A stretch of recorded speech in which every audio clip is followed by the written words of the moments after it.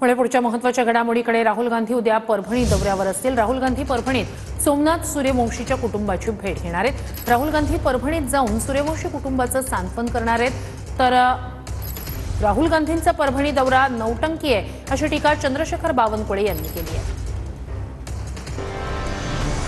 राहुल गांधी उद्या परभणीत सकाळी 10:30 वाजता दिल्लीहून नांदेडला रवाना, दुपारी 1:15 वाजता नांदेडहून परभणीला रवाना, दुपारी 2:15 सोमनाथ सूर्यवंशीच्या कुटुंबियांची भेट, दुपारी 3 वाजता विजय वाकोडे यांच्या कुटुंबियांची भेट, दुपारी 3:30 परभणीहून नांदेडला जाणार, संध्याकाळी 5:15 नांदेडहून दिल्लीला रवाना होणार। विरोधी पक्षनेते राहुल गांधी हे उद्या परभणी दौऱ्यावर आहेत। राहुल गांधींच्या परभणी दौऱ्याची पोलिसांकडून तयारी करण्यात आली आहे। राहुल गांधींची सुरक्षा पाहणारे अधिकारी हे दिल्लीतून थेट परभणीत दाखल झालेत। राहुल गांधी सोमनाथ सूर्यवंशीच्या कुटुंबियांची भेट घेणार आहेत। तर राहुल गांधी उद्या नांदेडहून परभणीच्या दौऱ्यावर येतील। पीडितांच्या कुटुंबियांशी आणि तिथल्या लोकांशी राहुल गांधी संवाद साधणार असल्याचं नाना पटोले यांनी सांगितलंय। त्यांचा प्रोग्राम आलेला आहे, नांदेडला येणार आणि तिथून बाय रोड परभणीला जाणार अशा पद्धतीचा दौरा आलेला आहे। पण त्याच्यात आम्ही काही सुधारणा करायला पाहतोय।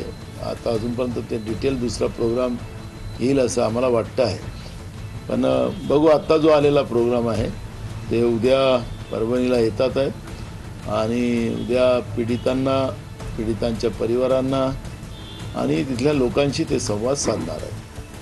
दरम्यान राहुल गांधींचा हा दौरा नौटंकी असल्याची टीका मंत्री चंद्रशेखर बावनकुळे यांनी केली आहे। राहुल गांधीचा उद्याचा दौरा म्हणजे नौटंकी आहे। खरं तर अशा नौटंक्या करू नये। समाजाला न्याय देण्याकरता जास्तीत जास्त विधायक काय कार्य केलं पाहिजे आणि अशा पद्धतीचे त्या ठिकाणी दौरे करून, अशा पद्धतीचे त्या ठिकाणी नौटंक्या करून काही महाराष्ट्राचं त्या ठिकाणी समाज हा त्यांना साथ देणार नाही।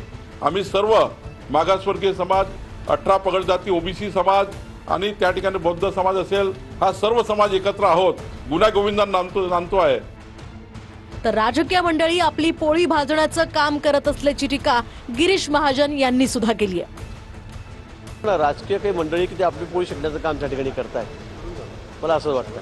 कारण झालेली घटना दुर्दैवी होती। तो एक माथेफिर होता, ठार वेडा माणूस आहे, त्यांनी ते कृत्य केलं। पण यापुढे हेही सांगण्यात आलं की कुठे जातीयाती तेढ निर्माण होईल, समाजामध्ये तेढ निर्माण होईल असं आपण कोणीही वागू नये। झालेली घटना अतिशय दुर्दैवी, म्हणजे दुर्दैवी म्हणण्यापेक्षा ती चुकीची होती, पण तो माथेफिर होता हे सगळ्यांना माहीत आहे। पण त्यावर आता थेट इतक्या मोठ्या प्रमाणात राजकारण करायचं आणि तो विषय पेटवत ठेवायचा आणि समाजामध्ये दुही निर्माण करायची, मला वाटतं हे राजकारणासाठी काही योग्य नाही।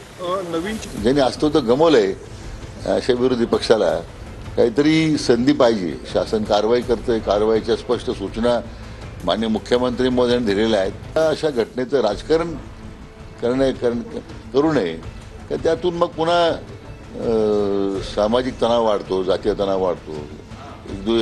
राहुल गांधी एक दिवस येऊन जातील महाराष्ट्रात, पण त्याचे जे पडसाद उद्या उमटणार आहे, राहुल गांधी त्याची जबाबदारी घेणार आहे का?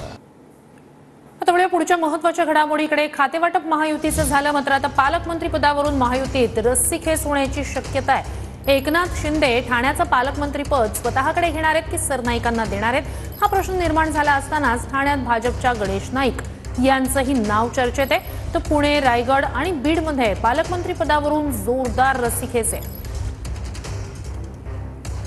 ठाण्याचं पालकमंत्रीपद कुणाला?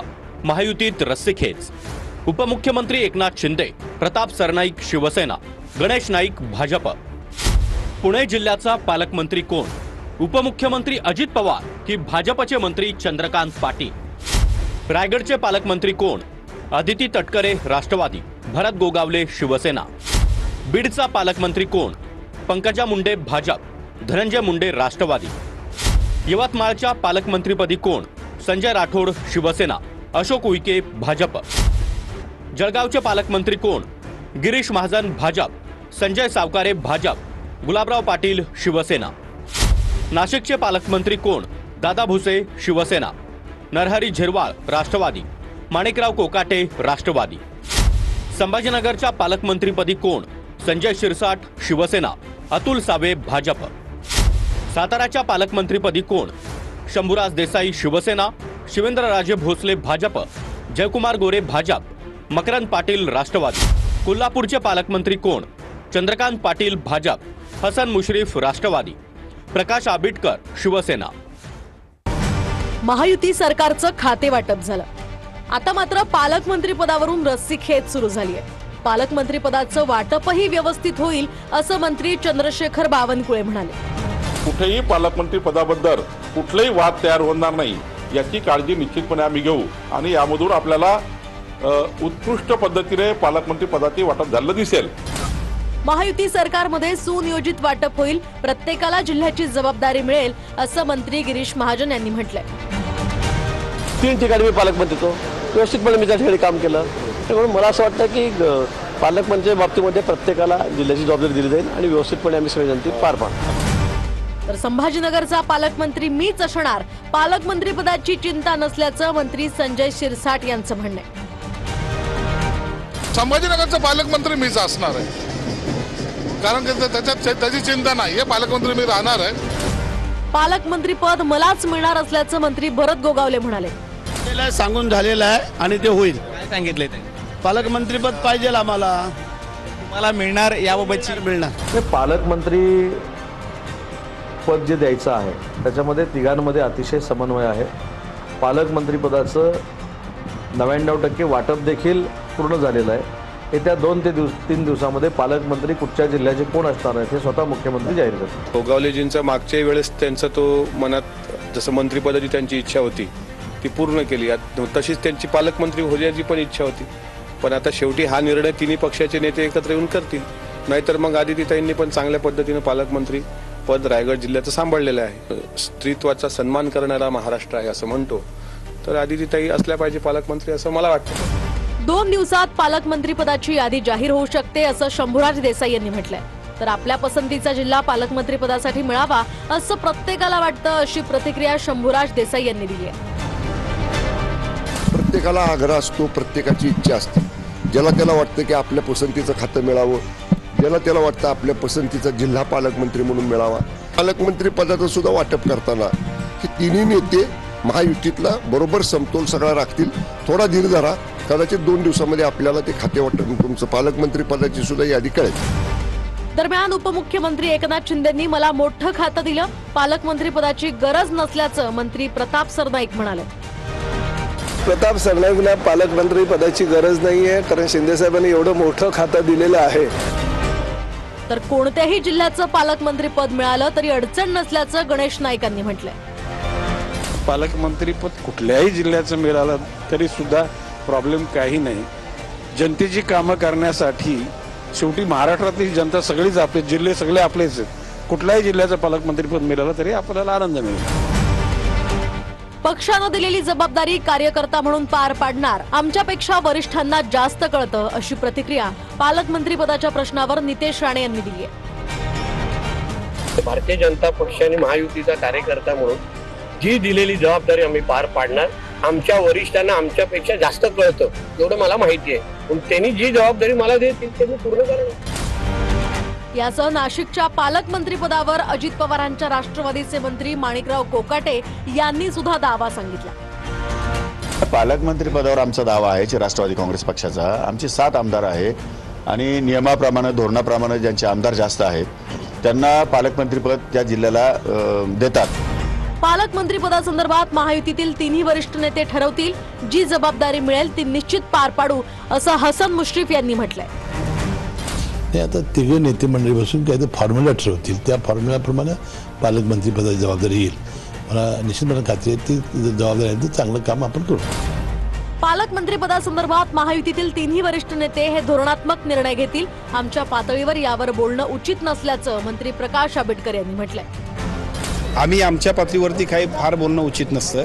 अतिशय चांगल्या पद्धतीने त्याचं नियोजन करून राज्यात सगळ्याच पालकमंत्र्यांच्या बद्दल अतिशय चांगल्या पद्धतीने निर्णय तिन्ही प्रमुख नेते घेतील. पुढच्या महत्त्वाच्या घडामोडीकडे. सरकार येऊन सरकारमध्ये नसणं हा मोठा अपमान असल्याचं वक्तव्य माणिकराव शिंदेंनी केले.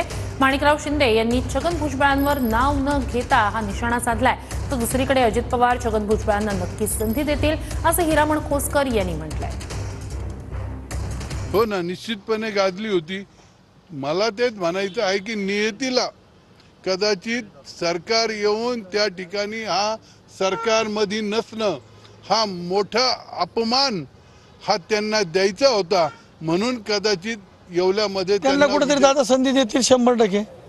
आणि ते एकत्र येतील. ते चालू राहतं, ते थोडंसं कुटुंबात थोडंफार चालू राहतं. पण मला खात्री आहे आता मी परवाला जाणार आहे शिरवळ साहेबांना आम्ही, आणि त्यांना विनंती करणार आहे. विनंती ते नाराज नाही, थोडंसं आता कार्यकर्त्याची कार्यकर्ते समजा मला नाही मिळालं तर मला 10 कार्यकर्ते म्हणतात. काय दादांचा निरोप घेऊन जाणार आहेत? दादांना मी विनंती केलं, दादांनी विनंती केलं, आम्ही परवानगी घेतली दादाशी, साहेबाकडे जाणार आहे. मला खात्री आहे साहेब आणि दादा आमचं दोघांचं ऐकतील, आम्हाला खात्री. तर ओबीसी नेत्यांनी भुजबळांसोबत एक बैठक घेतली, जी बैठक सुरू आहे छगन भुजबळ यांच्या सिद्धगड बंगल्यावर. या बैठकीला सुरुवात झालेली आहे.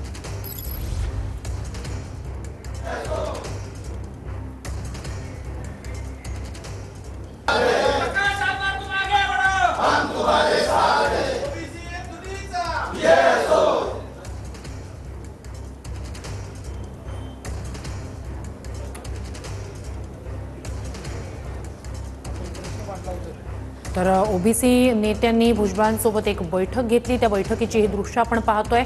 छगन भुजबळ यांना मंत्रिमंडळातनं डावलण्यात आलं आणि त्यानंतर ओबीसी नेते आता भुजबळांसोबत बैठकीत पुढची भूमिका ठरवणार आहेत. सिद्धगड या बंगल्यावरच भुजबळांसोबत ही बैठकच झाली आहे. पुढच्या महत्त्वाच्या घडामोडीकडे ठाकरे बंधू कौटुंबिक लग्न सोहळ्यात एकत्र आल्याचं पाहायला मिळालं. दादरमधील शिवाजी महाराज विद्यालयामध्ये राज ठाकरे यांच्या बहीण जयवंती ठाकरे यांच्या मुलाचा विवाह सोहळा पार पडला. या सोहळ्याला राज ठाकरे आणि उद्धव ठाकरे यांनी हजेरी लावली होती. लग्न सोहळ्यानिमित्त ठाकरे बंधू एकत्र. भाच्याच्या लग्नाला राज ठाकरे आणि उद्धव ठाकरे एकमेकांच्या शेजारी उभे राहिले. राज ठाकरे आणि उद्धव ठाकरेंचं संपूर्ण कुटुंब लग्न सोहळ्यामध्ये एकत्र. गेल्या वेळी कौटुंबिक सोहळ्यात राज ठाकरे आणि उद्धव ठाकरे यांची भेट थोडक्यात हुकली होती. उद्धव ठाकरेंची भेट हुकली, मात्र रश्मी ठाकरेंनी स्वतः राज ठाकरेंचं सोहळ्यावेळी स्वागत केलं होतं. लग्नात भेटले म्हणून राजकारण वातावरण तापायचं काही कारण नाहीये. जर तसं करायचं असतं तर त्यांनी विधानसभेच्या वेळेला केलं असतं. राज ठाकरे साहेबांनी अनेक वेळेला त्यांना टाळी देण्याचा प्रयत्न केला, परंतु उद्धव साहेबांनी तो हात मागे घेण्याचा अनेक वेळेला प्रयत्न त्यांचा झालेला आहे. म्हणून मला वाटतं त्यांचा कधी एकत्रितकरण होणं आताच्या घडीला तरी शक्य नाही. कुठल्या सार्वजनिक कार्यक्रमामध्ये कोणी एकत्र झालं तर कसे बघताय काय बघताय, मला वाटतं असं काही कारणच नाही. आता परवा उद्धवजी पण देवेंद्रजींना शुभेच्छा देण्यासाठी त्या ठिकाणी आले होते, त्यावेळेला अशी चर्चा झाली. पवार साहेब आणि दादा पण भेटले का सार्वजनिक कार्यक्रमामध्ये, त्याची चर्चा झाली. मला वाटतं राजकारणात पलीकडे काही संबंध असतात, काही गोष्टी असतात आणि समोरासमोर आल्यावर बोलावं लागतं, भेटावं लागतं. पुढच्या महत्त्वाच्या घडामोडीकडे खातेवाटपानंतर सर्व मंत्र्यांचं मतदारसंघामध्ये जंगी स्वागत झालंय. कार्यकर्त्यांकडून ढोल ताशाच्या गजरात फुलांचा वर्षाव करत नेत्यांचं मंत्र्यांचं स्वागत करण्यात आलंय.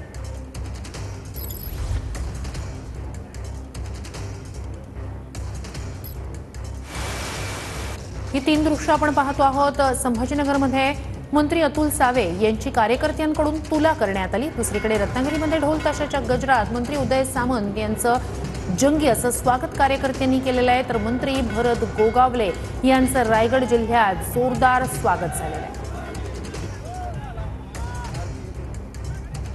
खातेवाटपानंतर हे सगळे मंत्री आता आपापल्या मतदारसंघात परतलेले आहेत आणि त्यावेळेला कार्यकर्त्यांकडून जंगी असं स्वागत या मंत्र्यांचं करण्यात आलेलं आहे. दुसरीकडे कृषी मंत्री झालेले माणिकराव कोकाटे यांचं ढोल ताशाच्या गजरात स्वागत करण्यात आलं. तर राज्यमंत्री इंद्रनील नाईक यांचंही यवतमाळमध्ये जल्लोषात स्वागत झालंय. दुसरीकडे राज्यमंत्री पंकज भोयर यांचंही वर्धा शहरात अगदी जल्लोषात स्वागत करण्यात आलं.